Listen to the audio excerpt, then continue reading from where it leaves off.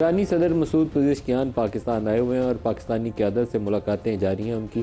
شاید یہ پاکستان اور ایران کے تعلقات کی تاریخ میں ایک ایسا موڑ ہے کہ ایک بہت ہی بڑا راستہ کھلا ہے دونوں ملکوں کے لیے آپس میں تعلقات میں بہتری پیدا کرنے کے لیے اور دو طرفہ تعاون کو نئی بلندی عطا کرنے کے لیے، اور یہ دونوں کے لیے راستہ ہے، پاکستان کے لیے بھی اور ایران کے لیے بھی۔ پاکستان نے ایک غیر معمولی انپریسیڈنٹڈ قسم کا رول ادا کیا ہے ایران امریکہ جنگ کے دوران، ایرانی قیادت کو محفوظ بنانے کے لیے بھی۔ ان تمام لیڈرز کو جن کے ساتھ پاکستان کا انٹریکشن ہو رہا تھا، وہ قالیباف ہوں، راکچی ہوں یا دیگر لوگ ہوں، اس کو سب سے پہلے پاکستان نے واشنگٹن کے ساتھ انٹریکٹ کر کے ان کو اس ہٹ لسٹ سے ہٹایا جس کو اسرائیل نشانہ بنا رہا تھا، تاکہ اس بات چیت کے عمل کو آگے بڑھایا جا سکے۔ پھر پاکستان نے جو دیگر مسلم ممالک ہیں ان کے ساتھ رابطہ سازی کے ذریعے اس معاملے کو سنبھالنے کی کوشش کی کہ کچھ ایسی صورتحال نہ پیدا ہو جائے کہ Saudi Arab, U A E, Kuwait, Bahrain, Qatar یہ سارے ایران کے اوپر حملہ آور نہ ہو جائیں، کیونکہ ایران ان کے اوپر میزائل داغ رہا تھا۔ تو ایسی صورتحال میں پاکستان نے ان تمام ممالک سے انٹریکٹ بھی کیا، ایران کے لیے راستہ بھی نکالا،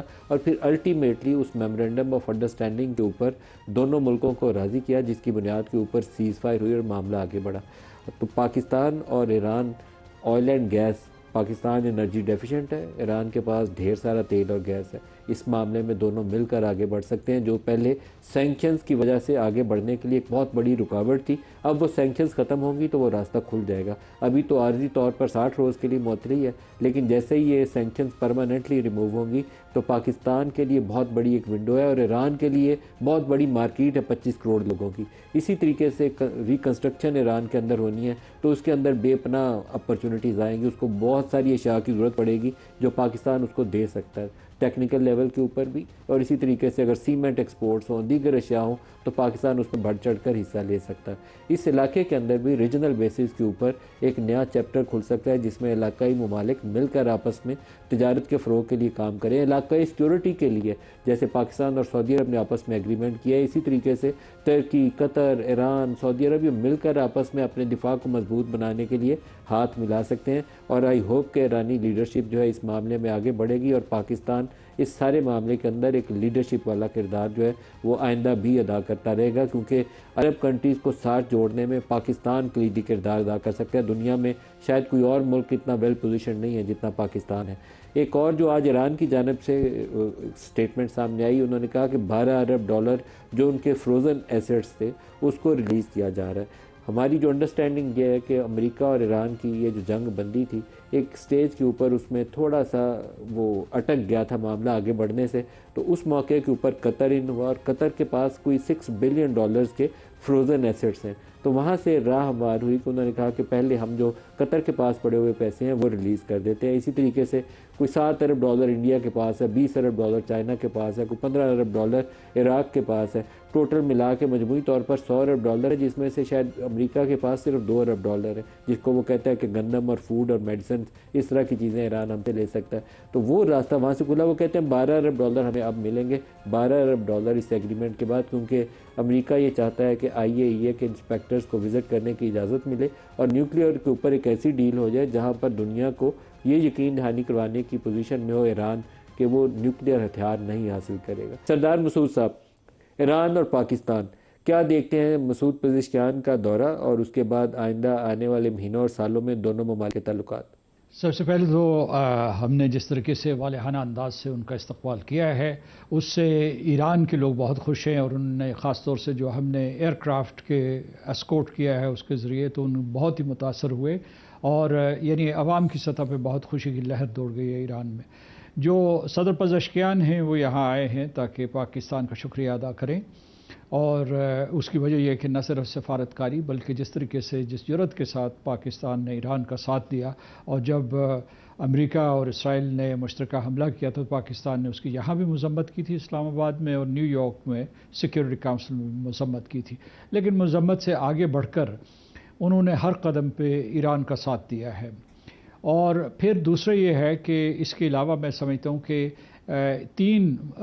اس کے جو پہلو ہیں جس کے اوپر یہ گفتگو ہوگی اور اس دورے سے نتائج سامنے آ سکتے ہیں۔ پہلا تو یہ ہے کہ یہ جو پاکستان اپنی سفارتکاری کا رول ادا کرتا رہے، کیونکہ ہمیں معلوم ہے کہ مفاہمتی یادداشت کے اوپر دستخط ہو گئے، اور اس کے علاوہ جو ہے جو ٹیکنیکل مذاکرات کا ایک دور کامیاب ہوا، ان کو 4 ورکنگ گروپس قائم کر دیے ہیں اور وہ اپنی رپورٹ دے رہے ہیں ہائی لیول کمیٹی کو، اور دوسری طرف ایک ڈی کنفلکشن کمیٹی بنی ہوئی ہے جو کسی طریقے سے لبنان میں جنگ بندی کو یقینی بنائے گی، جو ایک شرط اول ہے ایران کی طرف سے کہ اس کے بغیر جو ہے کوئی معاہدہ آگے نہیں چل سکتا۔ اور دوسرا یہ ہے کہ اس سے پاکستان کو کیا مفادات ہو سکتے ہیں، تو میں اس میں سب سے پہلے یہ کہنا چاہتا ہوں کہ پاکستان اور ایران کو ایک راہداری بنانی چاہیے۔ یہ حالت جنگ میں ہم نے ایک راہداری بنائی جو کہ پورٹ قاسم، پورٹ کراچی اور پورٹ گوادر سے ہم نے جو بھی جہاز یہاں 3000 کے قریب لنگر انداز ہوئے تھے ان سے چیزیں چمن اور تافتان کے ذریعے ایران پہنچائی تھی، اور اس کو ایک مستقل شکل دے دینی چاہیے، اور اس میں جو ہے ہمیں بارڈر ٹریڈ کو مضبوط کرنا چاہیے۔ اس کے علاوہ جو ہے اس کے ساتھ اسی کوریڈور کے تحت جو ہے ہم تیل، گیس اور بجلی 3 چیزوں کی ایران سے درآمد کے بارے میں ایک منصوبہ بندی کر سکتے ہیں۔ ویسے پاکستان میں پہلے ہی تیل اور بجلی آ رہے ہیں، لیکن وہ انفارمل ٹریڈ تھا، اب جو ہے اسے فارملائز کیا جا سکتا ہے۔ دوسرا یہ ہے کہ اسی راہداری کو آگے بڑھا کے میں سمجھتا ہوں کہ چابہار کو بھی استعمال کر کے، اور اس سے یہ جو زمینی راستہ ہے ہمیں اس پوری راہداری کو وسطی ایشیا میں لے جانا چاہیے، کیونکہ افغانستان درمیان میں حائل ہے اور افغانستان میں وہ استحکام نہیں ہو رہا جس کے لیے ہم برسوں سے کوشش کر رہے ہیں۔ پھر ساتھ ساتھ میں کہوں گا کہ چونکہ ہماری خلیجی ریاستوں میں بہت خیر سگالی ہے، تو یہ موقع ہے کہ ہم جو توانائی کی ترسیلات ہیں پاکستان آتی ہیں اس کے سلسلے میں مخصوص رعایتیں حاصل کریں، کیونکہ اس میں جو ہے ایک تو قیمتیں ہیں، دوسرا جو ہے اس میں جو ہے انشورنس ہے، انڈر رائٹنگ ہے، اور جو ہے بہت ساری ریلیٹڈ کاسٹ ہوتی ہیں۔ اور پھر میں یہ کہوں گا کہ اسی موقع سے فائدہ اٹھاتے ہوئے یعنی جو ایک تجویز ہے ایران کے حوالے سے کہ وہاں جو ہے تعمیر نو اور معاشی ترقی کے لیے کوئی $300 ارب کی رقم مختص کی جا رہی ہے، تو اس میں جو تعمیر نو ہوگی اس میں پاکستان کی کنسٹرکشن کمپنیاں اور جو ہمارے پاس FWO ہے، نیسپاک ہے اور دوسرے اس قسم کے ادارے وہ براہ راست شرکت کریں اور پاکستان شراکت دار بنے، جس طریقے سے میرا خیال ہے کہ خلیجی ریاستیں بھی شراکت دار بنیں گے۔ اس سلسلے میں میرا آخری نقطہ یہ ہے کہ جو خلیجی ریاستوں سے اور بلکہ یورپ اور امریکہ سے بھی ہمیں سرمایہ کاری کھینچ کے لانی چاہیے، اور خلیجی ریاستوں میں جو سعودی عرب نے چونکہ ایک عندیہ دیا تھا کہ وہ ایک پیٹروکیمیکل پلانٹ لگائیں گے، گوادر میں $10 بلین اس کی مکمل رقم ہوگی، اور اس میں ریفائنری جو ہے وہاں قائم کی جائے گی۔ یہ ویسے بھی ضروری ہے کہ مطلب ہے کہ